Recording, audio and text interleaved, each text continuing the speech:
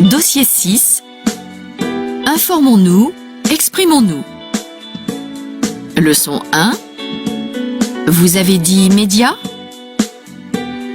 Activité 9.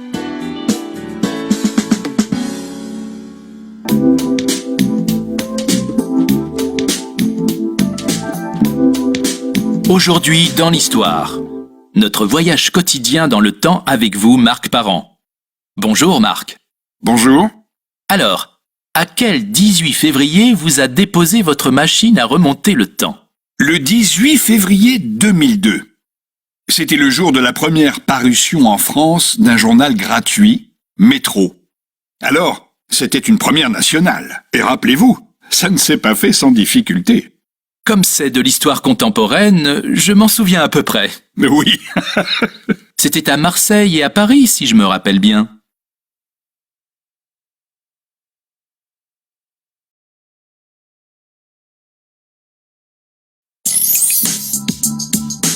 Activité 10. Oui, Marseille et Paris, dont les rues ont été recouvertes de papier. 200 000 exemplaires avaient été imprimés au Luxembourg et transportés par camion.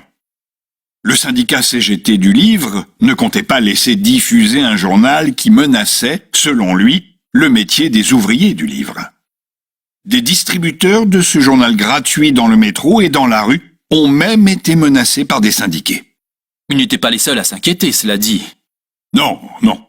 Les journaux traditionnels, les payants, avaient déjà été bousculés par Internet et se sont angoissés eux aussi. Le Monde, dans un édito, a violemment critiqué, je cite, ces pseudo-journaux pour vrais-faux journalistes.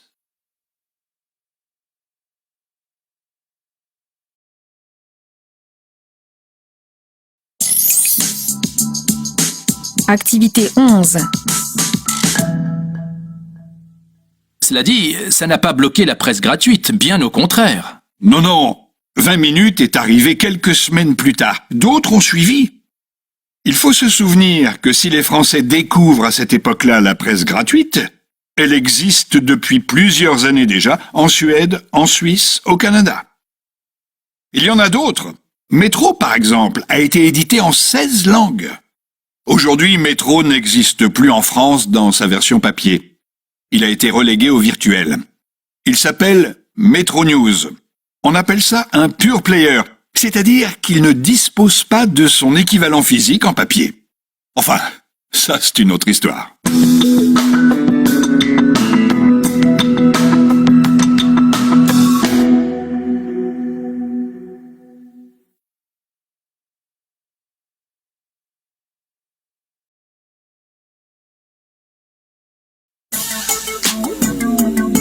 Leçon 2. Tous journalistes? Activité 7.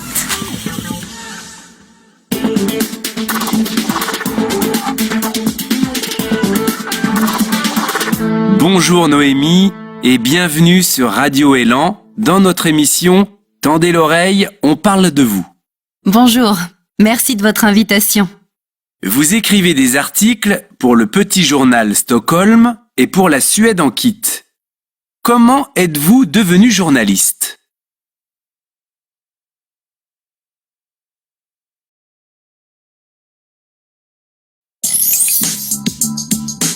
Activité 8.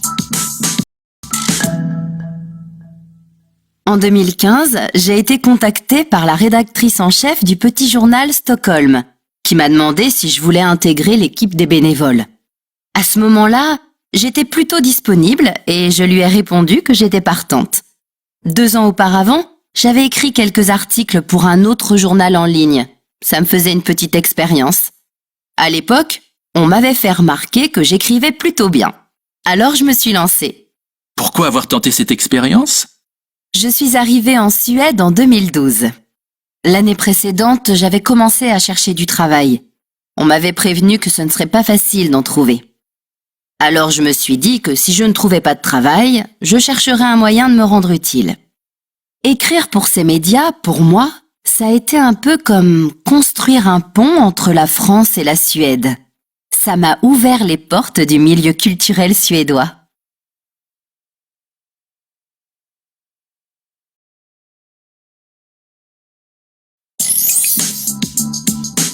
Activité 9. Et pour la Suède en kit, ça s'est passé quand et comment? C'était la veille de la rentrée scolaire, l'année dernière. On s'est retrouvés avec quelques amis et on a décidé de créer la Suède en kit. On avait observé depuis un moment que les francophones, et même les francophiles, attendaient une sorte de guide, un répertoire de bons plans ou de curiosités. Un souvenir de votre première conférence de rédaction? Elle s'est très bien passée. J'avais publié un article sur les 5 cafés où sortir avec des enfants. Pendant la conférence de rédaction, le lendemain de la publication, on m'a informé que mon article était déjà en tête du nombre de vues. Ça m'a fait très plaisir.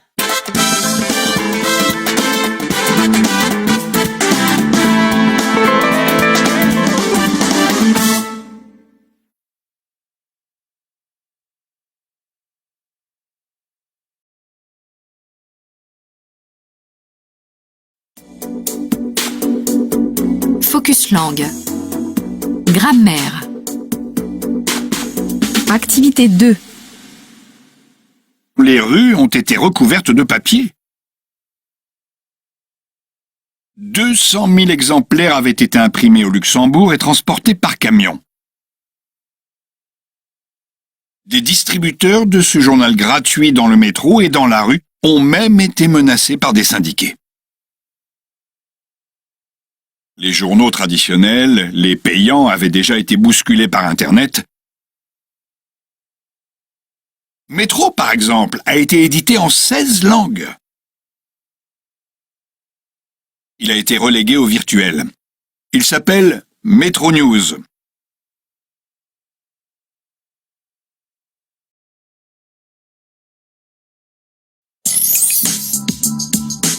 Activité 3A.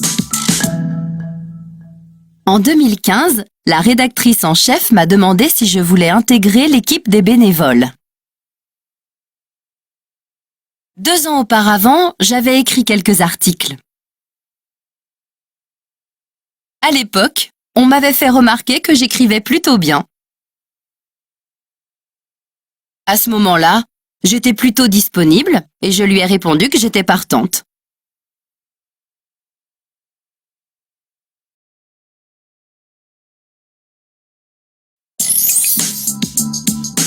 Activité 3B. Je suis arrivée en Suède en 2012. L'année précédente, j'avais commencé à chercher du travail. C'était la veille de la rentrée scolaire, l'année dernière. La conférence de rédaction s'est tenue le lendemain de la publication.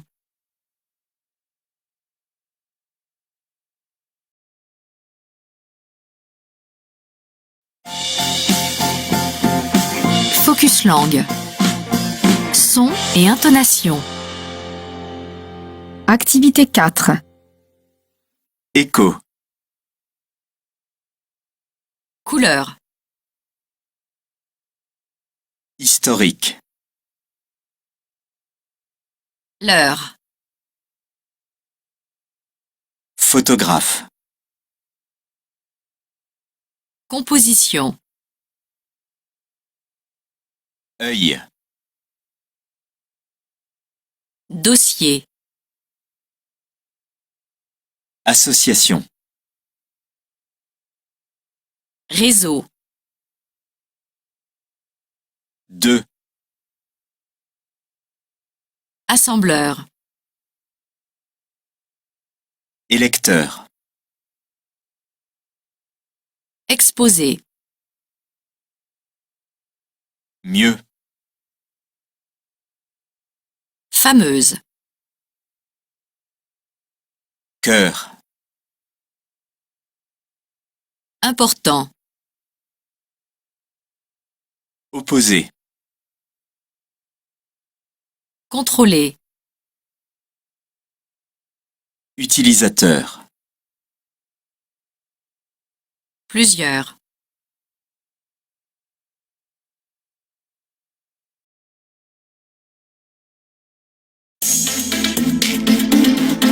Leçon 3. Info ou intox? Activités 9 et 10.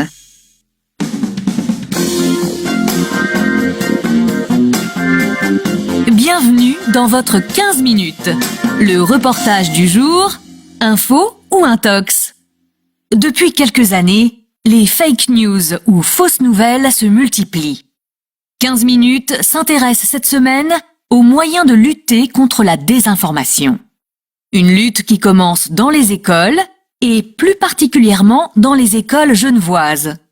Elle dispense 1 heure de cours sur les médias et l'image en dernière année du secondaire. Francesca Ligano s'y est rendue. Alors, je vais vous distribuer donc un journal. Vous allez travailler par groupe de 4. 4 ici, 4 là-bas avec Benjamin. Farida Rahmani est enseignante au cycle d'orientation de Montbriand. Ses élèves ont 14-15 ans. Le but, notre objectif, c'est de leur proposer une méthodologie pour analyser et développer leur esprit critique. Qu'est-ce que je lis? Comment je le lis? Je vais vérifier la source d'information, est-ce qu'elle est fiable ou pas, etc., etc. Mais les élèves ne sont pas dupes. Ils ont beau consommer Internet et les réseaux sociaux à haute dose, ils savent faire preuve d'esprit critique. Et parfois, comme Michi, ils finissent même par douter de tout. Sur les réseaux sociaux, par exemple, on voit beaucoup de choses qui sont fausses. Du coup, ça me donne quand même moins envie de regarder les journaux. J'ai pas envie de tout vérifier, quoi. C'est pas... Bon, après, quand il y en a de plus en plus, on doute justement de tout ça. Enfin, des médias. Et puis, au final, on sait pas qui croire. Et c'est quelque chose pas très bien. Il y a tellement d'informations qui circulent et puis les journalistes veulent avoir le scoop. Alors c'est là, ils comprennent aussi que c'est la recherche du scoop, la recherche du buzz. Et donc là, effectivement, il y a une certaine défiance. Pour Farida Rahmani, lutter contre la défiance est parfois encore plus difficile que lutter contre la désinformation. Peut-on lutter contre la désinformation? Vous en saurez plus demain si vous suivez le sujet de 15 minutes à entendre dans ce journal à 12h40.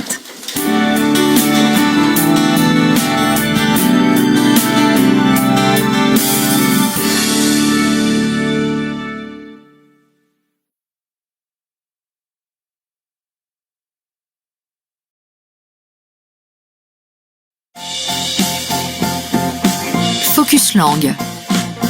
Son et intonation.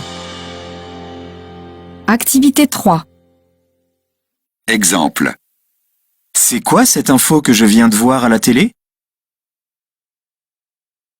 1, Tu me passes ton ordi portable pour aller à la fac cet après-midi? oui, si tu veux, je reste à l'appart aujourd'hui. J'utiliserai le fixe. 2, On fait quoi ce soir? Je propose un ciné. ok. Et après, on va au resto? 3. Après le bac, je voudrais faire Sciences Po. Et toi? Je ne sais pas encore. Peut-être une fac de philo. 4. Tu passes prendre l'apéro avec Steph? Oui, mais on vient avec nos 2 ados. 5. Sympa ta nouvelle moto. Elle est neuve? Non, je l'ai acheté à un prof de techno rencontré à une manif.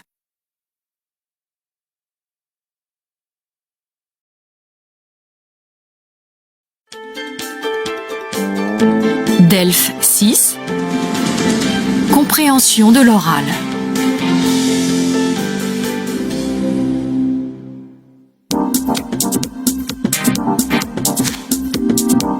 Aujourd'hui, il est possible de s'informer de différentes façons grâce à la multiplication des plateformes de lecture et à l'accès permanent à Internet. La presse est un secteur qui a su s'adapter aux attentes du public et évoluer grâce au numérique. Presque 40% des Français affirment lire régulièrement un quotidien national ou régional ou un magazine d'information générale, que cela soit sous format papier ou numérique. ils ne sont que 20% à affirmer ne jamais le faire. Cependant, 65% d'entre eux lisent au moins une fois par semaine de la presse écrite, peu importe le sujet.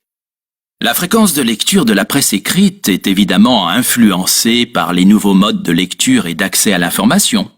On peut observer que les personnes d'une cinquantaine d'années et plus sont ceux qui s'informent le plus régulièrement. Plus de la moitié des Français a déclaré que le lieu préféré de lecture de la presse quotidienne nationale était le domicile, suivi du lieu de travail et des transports en commun. Plus de 60% affirment que lire la presse en ligne leur permet de suivre les informations à tout moment. Malgré ce qu'on pourrait penser, la fin de la presse écrite n'a pas encore sonné. 64% des Français n'envisagent pas d'abandonner la presse papier pour ne lire que la presse numérique, alors que seulement 7% sont certains de ne lire que la presse digitale d'ici 3 ans.